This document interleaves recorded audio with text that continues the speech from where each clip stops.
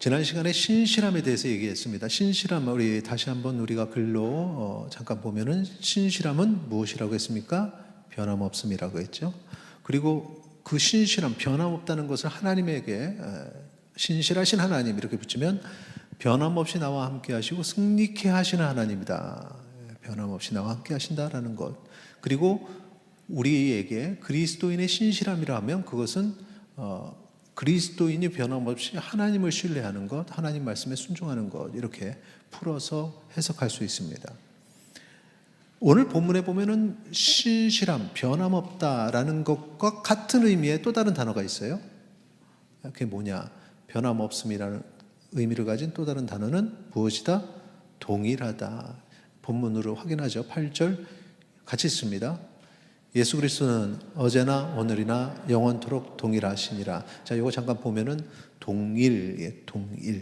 그런데 이 재밌는 게 뭐냐면 이 동일이라는 이 원어 이거는 신약이니까 헬라어죠. 헬라어 단어를 찾아서 딱 가서 확인해 보면은 호아우토스라는 단어가 써 있는데 그걸 사전에 딱 이렇게 찾아보면은 동일하다 이렇게 써 있지 않습니다. 뭐라고 써 있냐면은 그러니까 그분, 자신, 그러니까 영어로 셀프가 되죠. 자신 이렇게 돼 있어요. 근데 그게 어떻게 동일하다가 되죠? 그러니까 자신이라고 한다면 여기서 자신은 누구를 가르치느냐 하면은 주어를 가르치죠. 주어. 그래서 주어에 누가 나오냐? 바로 그다라는 의미예요. 그래서 이제 아우토스 할 때 호는 더, 바로 그라는 의미입니다. 그래서 예수 그리스도가 주어로 나왔으니까 예수 그리스도 바로 그분, 이렇게 해석이 되는 거죠. 그러면 예수 그리스도는 어제든지 오늘이든지 아니면 그 뒤에 영원토록 바로 그분이다. 이해가 되시죠? 그러니까 이제 동일하다라고 하면 너무 간단해요. 동일하신 분이셔. 이게 아니라 내가 아는 예수 그리스도 바로 그분. 어제, 오늘, 내일, 영원토록. 그러니까 여러분이 하나님에 대해서, 하나님도 동일하시고 예수님도 동일하신데 하나님에 대해서 또 예수님에 대해서 여러분이 체험하고 은혜를 받습니다. 예수님, 내가 만난 예수님이 이런 분이셔. 이런 체험. 제가 한 1974, 5년도에 이제 어릴 때 꿈을 꿨는데 그때 예수님을 꿈속에서 보고 내가 만난 예수님의 기억이 이제 있어요. 어릴 때 꿈속에서 본 기억. 그 기억의 예수님이나 여러분의 예수님이나 아니면은 후대에 2, 3대 지나서의 그들이 만나는 예수님이나 아니면 5대 위에 저 위에 계시는 그런 조상님들이 할아버지 할머니가 만난 예수님이랑 같은 분. 그래서 그 예수님을 만날 때의 감격은 그때나 지금이나 같다는 것. 바로 여기서 동일은 그런 의미인 것입니다. 그래서 예수님의 본질, 예수님의 성품, 늘 변함이 없으신 분. 나를 향한 하나님의 사랑도 변함이 없는 거죠. 한국말 중에 무엇이 이 표현을 담을 수 있을까라고 했을 때 이거 어울린다라고 쓰는 사람 이런 말이 있죠. 야, 사람이 어쩌면 그렇게 한결같지? 한결. 여기서 하는 하나란 뜻이고 결은 이렇게 결대로 흘러가는 결대로 거기에 결이에요. 그러니까 흘러갈 때 변함이 없는. 제가 아까 잠깐 설명을 했는데 이거 소리를 어떻게 이렇게 한 소리를 딱 내면 변함없이 그냥 깨끗하게 소리가 나지? 네, 그런 표현을 썼는데 그냥 똑같은 그게 한결. 그런데 사람이 어쩌면 저렇게 변함이 없지? 한결같지? 이게 좋을 수도 있고 나쁠 수도 있어요. 게으른 사람이, 미련한 사람이 어제도 미련하고 오늘도 미련하고 내일도 미련해. 쟤는 어떻게 저렇게 한결같냐? 이 한결은 참 나쁜 의미죠. 그런데 정말 선하고 인자하고 정말 젠틀해. 말도 이뻐. 저 친구는 어쩜 저렇게 한결같지? 똑같은 말을 하는데 의미가 다르다는 거죠. 그런데 우리 하나님은 완전하신 분이에요. 그 어떤 것도 하나님의 그 성품과 인자함과 사랑에 비할 수가 없다는 거죠. 그러니까 그 최고의 가치, 우리가 상상할 선을 넘어서는 그 하나님의 인자심과 성품이 늘 변함없이 똑같다. 이건 엄청난 축복이라는 거죠. 사람은 어떻습니까? 사람은. 자, 처음과 지금을 비교하여 처음과 지금. 내가 만난 하나님은 처음 만났을 때 하나님과 지금 똑같다. 그러면 인간이라고 할 때 우리가 이제 어떤 개인을 얘기하지 말고 여러분 인간 자체, human being이라고 하는 그 존재. 인간이 처음하고 지금하고 똑같습니까? 다릅니까? 여러분 어쩜 이렇게 한결같죠? 처음하고 끝 중간이 달라요? 같아요? 그렇게 웃고 그 다음에 조용하기도 힘들다. 자, 인간이라는 존재적 측면에 있어서 처음은 언제냐면은 딱 이 지구상에 존재할 때, 하나님이 창조할 때, 바로 그때랑 지금이랑 같냐는 거죠. 다르죠. 그래서 우리가 여기서는 이제 신학적 해석이 들어가는데, 그때는 하나님이 창조하신 참 좋았더라. 거의 완벽했죠. 그런데 죄로 인해서 무너졌다는 거지, 그게. 그래서 다릅니다. 한결같지 않습니다. 다릅니다. 동일하지가 않습니다. 그런데 사람들 중에 하나님이 보시기에 참 동일하다, 한결같다라고 얘기를 하는 대상들이 있다는 거죠. 그럼 그런 사람들은 어떤 사람들이냐? 완벽하진 않아도 그 옛날의 아름다운 모습으로 돌아가는 사람. 그래서 격차가, 하나님이 우리를 이 정도로 만드셨어요. 근데 우리가 죄를 지어서 이만큼 떨어졌어요. 거기서 이제 예전으로 우리가 회복이라고 해요. 회복을 이렇게 하는 사람. 뭔가 좀 비슷한, 점점 비슷해가는. 완벽하게 비슷한 거는 힘들지만 비슷해가는 거예요. 그 모습이 한결같은 거죠. 하나 회복하려고 노력하는 그 모습이 한결같다. 이게 이제 동일한 신앙, 믿음을 가진 사람들인데, 그런 사람들이 있다는 겁니다. 오늘 본문에서도 그런 사람들이 있다는 거예요. 히브리서 3장 13장 7절 말씀 같이 읽겠습니다. 시작. 하나님의 말씀을 너희에게 일러주고 너희를 인도하던 자들을 생각하며 그들의 행실의 결말을 주의하여 보고 그들의 믿음을 본받으라. 지금 여기서 말하는 그들은 선한 사람입니까? 악한 사람입니까? 선한 사람이죠. 중간에 내용은 잘 모르겠지만 맨 마지막을 보면 알 수 있죠. 그들의 믿음을 본받으라고 했으니까. 그러니까 선한 사람들입니다. 왜 그들의 믿음을 왜 본받아야 하지? 라고 보면은 그들이 하나님의 말씀을 사람들에게 항상 일러주던 사람이에요. 그리고 거기서 끝나는 게 아니라 또 그들이 그 복음을 전한 자들을 이렇게 인도하는 사람들. 그런 사람들의 그 사역과 살아온 삶의 모습을 보면, 자, 그 다음에 그 행실의 결말을 주의하여 보면 어떨까요? 우린 답을 알죠. 항상 주의하여 보라. 그들의 결말이 어떤지 주의하여 보라. 이렇게 말씀하시는 이유는 그렇게 일관적으로 변함없이 동일하게 살아가는 사람의 결말은 항상 하나님이 복을 주신다는 겁니다. 그래서 주의해서 봐라라는 거죠. 이게 지속성인 것 같아요. 한 교회의 부흥도, 한 사람의 신앙의 성장도 뭔가 그러니까 어제보다 오늘은 좋을 수도 있고 나쁠 수도 있어요. 내가 신앙에 업앤다운이 있을 수 있습니다. 그런데 한 칸만 보면 이게 성장하는 건지 아니면은 도리어 하락하는 건지 모르겠어요. 이러니까. 근데 좀 멀리서 보면 이렇게 해서 점점 올라간다는 거죠. 그 결과를 보면은 하나님이 결국 선하게 이끄신다는 거죠.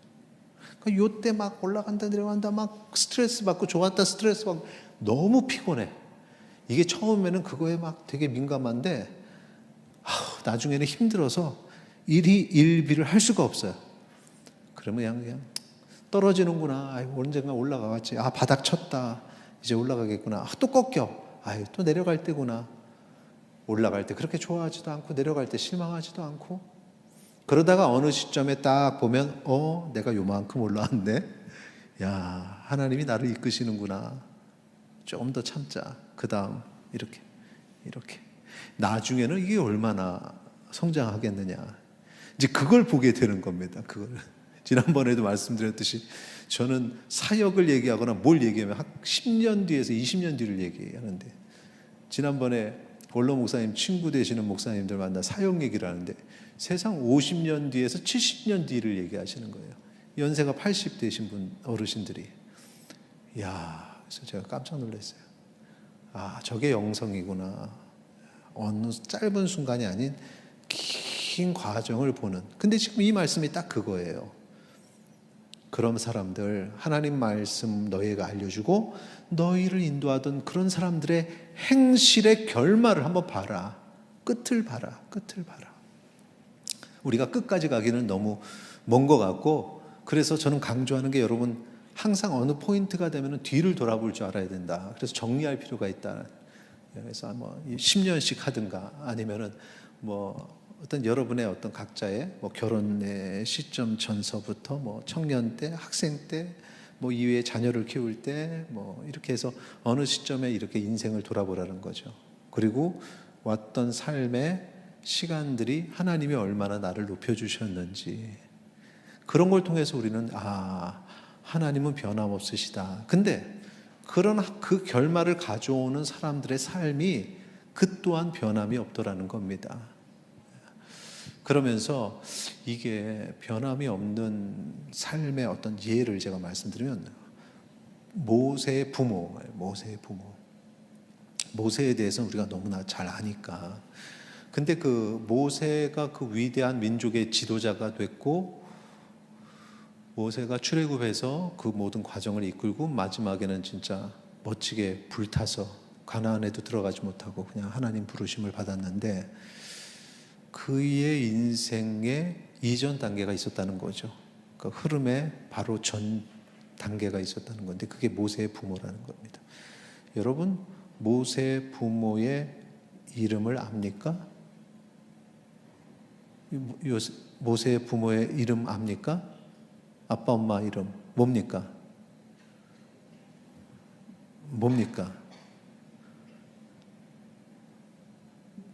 힌트. 찬양이 있어요. 찬양. 요게벳의 노래. 요게벳은 아빠일까요? 엄마일까요? 엄마. 아빠 이름은 거기다가 아빠 엄마 이름을 다 붙였어야지, 가사에. 엄마만 붙이니까 엄마만 알아, 요게벳만. 아빠는 아므람. 그래서 아므람과 요게벳이 모세를 딱 낳았을 때의 분위기가 상당히 암흑 속에 있었죠. 최고의 권력자인 이 애굽의 바로 왕이 태어나는 이 히브리인의 성별을 봐서 남자이면 죽여라 라고 했던 그 시대. 남자로 태어났으면 그냥 죽는 겁니다. 그런데 이 요게벳은 아들을 죽이지 않아요. 그리고 3개월을 키웠고, 그리고 갈 때 바구니에 담아서 나일강에 내려놓는데, 키우다 못 키워서 그냥 실패, 에라 모르겠다 하는 그런 장면이 아닌 것입니다. 이 장면이 뭐냐면은, 권력자인 왕은 죽여 했지만 그거에 반하는 겁니다. 싫어.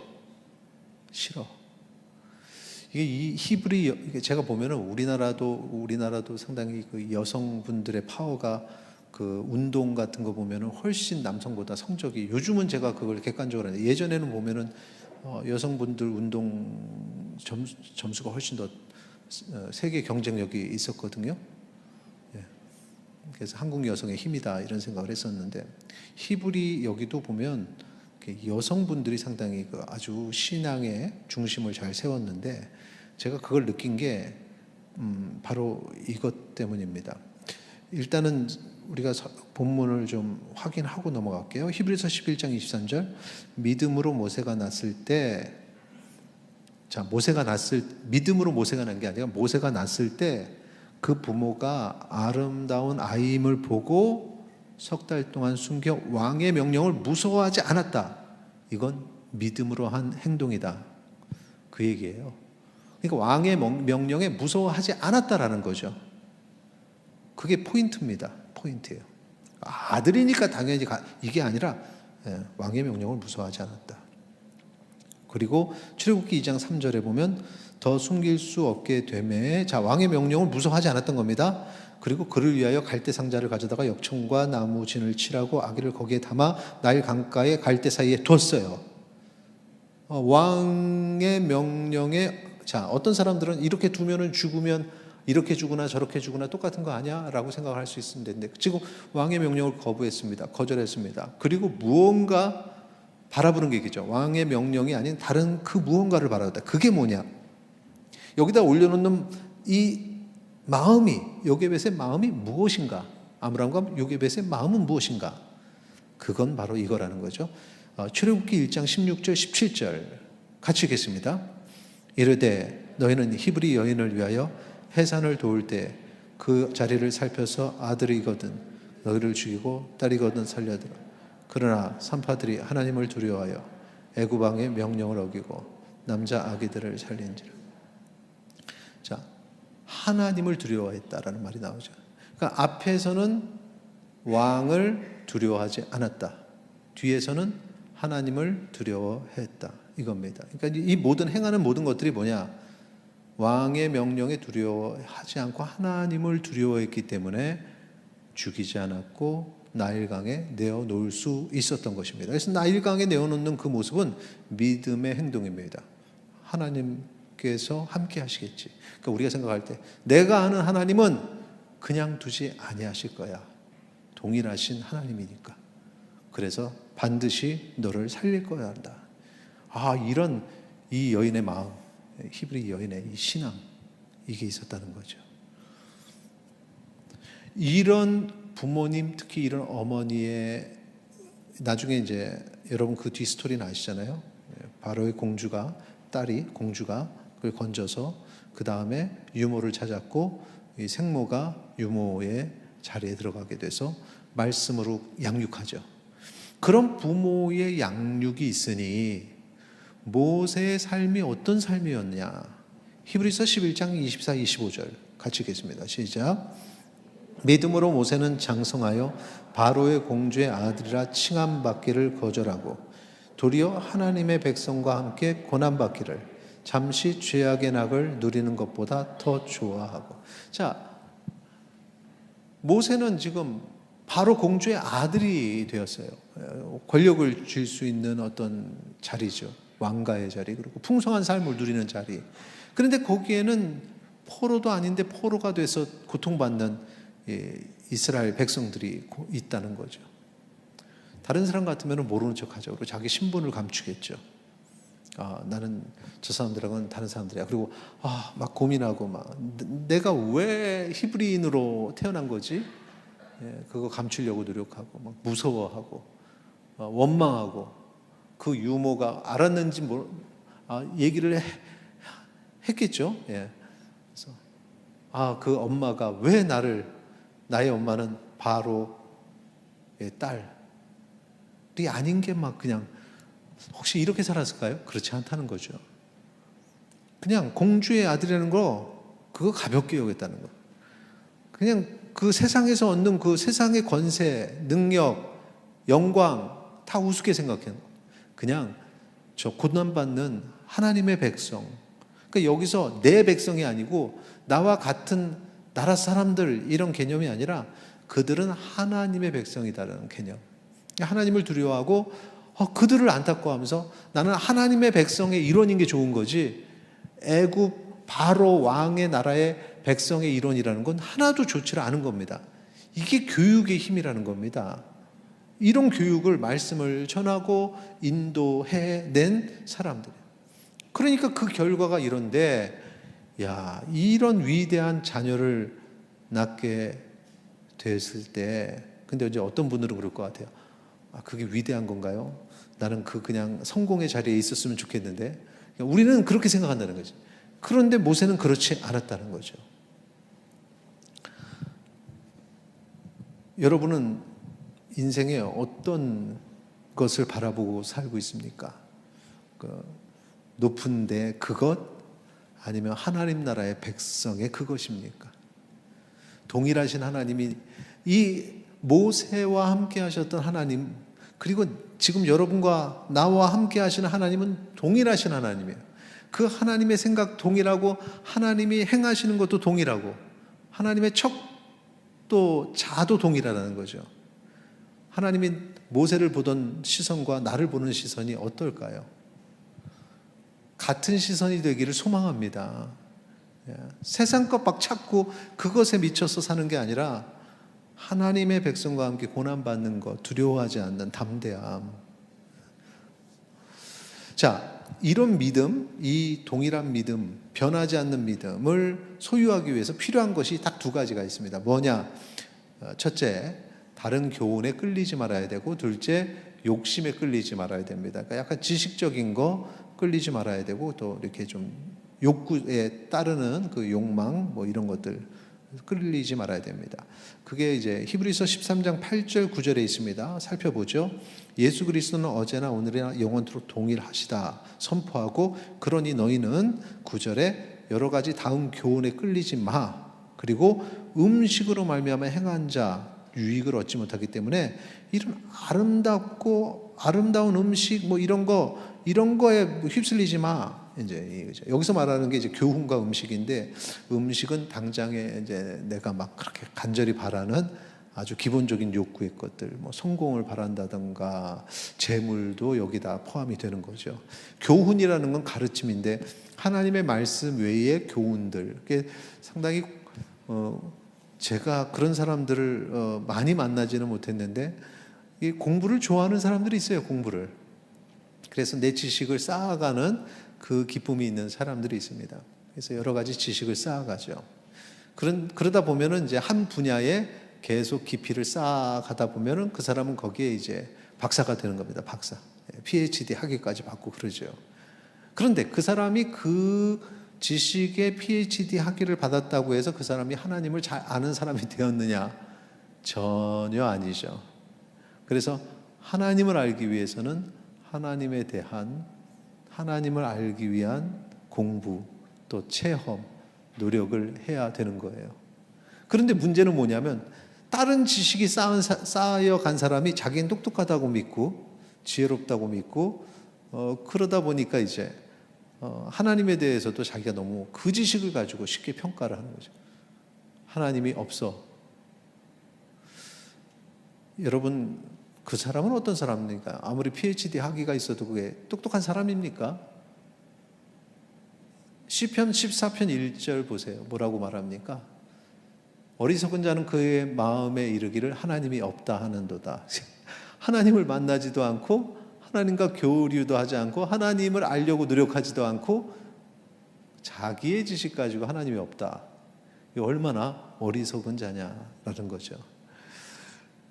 변함이 없어야 되는데, 자기가 하나님으로부터 창조되었다면 거기서부터 출발해서 나를 창조하신 하나님에 대한, 그 하나님을 만나려고 노력하는 모습이 나를 창조하신 하나님에 대한 노력으로 가야 되는데, 그게 변함없는 거죠. 그런데 중간에 바뀌었단 말이죠. 사람이 만들어낸 신, 하나님이 존재할까? 절대자, 초월자가 존재할까? 처음과 달라졌잖아요.